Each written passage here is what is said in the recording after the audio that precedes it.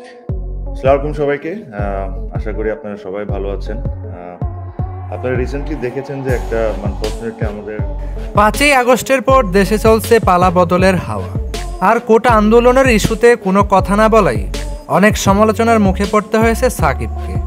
এর মধ্যে আবার খুনের মামলা মাথায় নিয়ে টেস্ট খেলতে পাকিস্তানে বাংলাদেশ দল।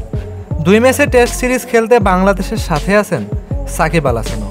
চলতি টেস্ট সিরিজে এসেছে বড় দুঃসংবাদ। সাকিবের বিরুদ্ধে হত্যা মামলা দায়ের করা হয়েছে। এই হত্যা মামলায় সাকিবকে 28 নম্বর আসামি করা হয়েছে। মাঠের বাইরে এত বড় বিতর্ক বাদ দিয়ে রাওয়ালপিন্ডিতে বাংলাদেশ দলের ঐতিহাসিক জয়ে গুরুত্বপূর্ণ অবদান রেখেছেন এই অলরাউন্ডার। দেশের ক্রিকেটারদের পাশাপাশি ক্রীড়াপ্রেমীরাও সাকিবের মামলা নিয়ে সামাজিক যোগাযোগ মাধ্যমে প্রতিবাদ করেছেন। সে খুব সাহসী উত্তর দিল। হত্যা মামলা আসামি সাকিবের বিরোধিতা করেছেন জাতীয় দলের সাবেক ও বর্তমান অনেক ক্রিকেটার। তবে এ বিষয়ে তামিম ইকবাল অনেক মহলে যোগাযোগ করেছেন যাতে সাকিবকে পরের ম্যাচে খেলানো হয়। তিনি বলেন, সাকিবের যতই দোষ থাকে না কেন, তিনি কোনো হত্যা মামলায় জড়িত থাকতে পারে না।